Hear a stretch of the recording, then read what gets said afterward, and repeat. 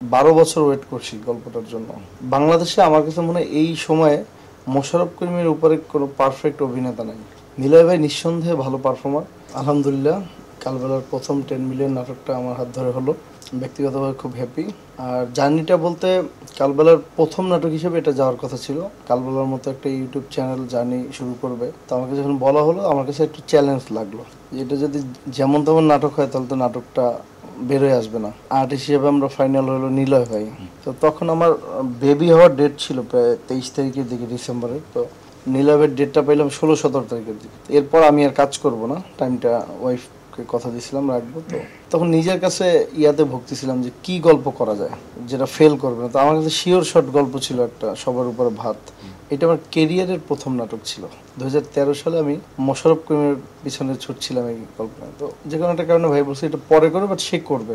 এমনি 2018-19-এর দিকেও কথা হয়েছে, বাট ভাইয়ের ফ্রেশ ডেট পাচ্ছিলাম না। একটু আয়োজন করে যে করব 2-3 দিন টাইম নিয়ে বড় পরিসরে, ভাই যেহেতু আসলে নাটকটার প্রতি তার কোনো আলাদা আবেগ দেখলাম আর নাই, বা ডেট সে বের করতে পারতেছে না। আমি বা আসলে 12 বছর ওয়েট করছি গল্পটার জন্য। আমি এই নাটকের প্রত্যেকটা ফ্রেমে মোশাররফ করিমকে দেখতে পাই, এবং হিমি যখন গল্পটা পড়ছে বলে আমি পুরোপুরি মোশাররফ করিমকে দেখতে পাচ্ছি। কিন্তু নিলয় ভাইয়ের জায়গা থেকে মানে অনেক ভালো করার ট্রাই করছে, এবং নিলয় ভাইয়ের বড় একটা দর্শক আছে, এবং নিলয় ভাইকে আমরা একটু গল্পের প্রয়োজনে একটু আলগা পেট লাগানোর চেষ্টা করছি যাতে একটু হেলদি লাগে দেখতে। তো সবকিছু মিলে তখন আমি ডিসিশন নিই যে বাচ্চা হওয়ার আগে যেহেতু শুটিংয়ে যাব, তাহলে নাটকটা যাতে ভালো হয়, রেসপন্স হয়। তো নিজের কাছে একটা ব্যাপার ছিল। তো তখন চিন্তা করলাম কেন না সবার উপর ভাত এই গল্পটা।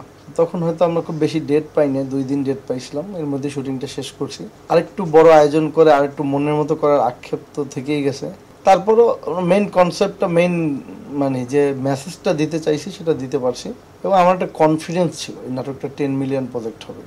শুটিংয়ের সময় আমি নীলা ভাইকে বলছিলাম, এমনকি আমি শুটিংয়ের সময় তুমি গেছিলে, তোমাকেও বলছি যে এই নাটকটা কিন্তু মানে হিট হবে। কিছু থাকে না ভিতর থেকে, এদের নির্মাতা এত নাটক বানাইছি জীবনে, আর ভিতর থেকে যে কোন চ্যানেল ফ্যাক্ট, নতুন চ্যানেল পুরান চ্যানেল, এই নাটক দর্শকের কাছে পৌঁছাবে। তো আলহামদুলিল্লাহ নাটকটা দর্শক পছন্দ করছে, প্রচুর রেসপন্স পাচ্ছি, আমি খুব হ্যাপি। এবং কালবেলার সাথে প্রথম 10 মিলিয়ন ব্যাপারটা আমাকে আরও বেশি এক্সট্রা, আজকে কেক কাটলাম, সবাই আমাকে খুব কনগ্রেটস করলো, মানে আমার কাছে এক্সট্রা আনন্দ লাগছে। মোশাররফ ভাই করলে যেটা হচ্ছে, এটা 10 মিলিয়ন পর্যন্ত যে কোনো আর্টিস্ট বলতে মোশাররফ ভাই নিলয় ভাই যেত আগে পরে। মোশাররফ ভাই করলে যেটা হইতো, এটার পারফেক্ট যে আমার যে উনি একটা ইউনিভার্সিটি আমার কাছে, এবং আমি আমার লাইফে ওনাকে মেন্টর মানি। এবং এজ এ অভিনেতা বাংলাদেশে আমার কাছে মনে হয় এই সময়ে মোশাররফ করিমের উপরে কোনো পারফেক্ট অভিনেতা নাই। এই গল্পটা উনি করলে আরও বেশি প্রাণবন্ত, যারা ভাতপ্রীতি বা যারা ভাতখোর বা যারা ভাতটা পছন্দ করে আরও বেশি কানেক্ট হতো।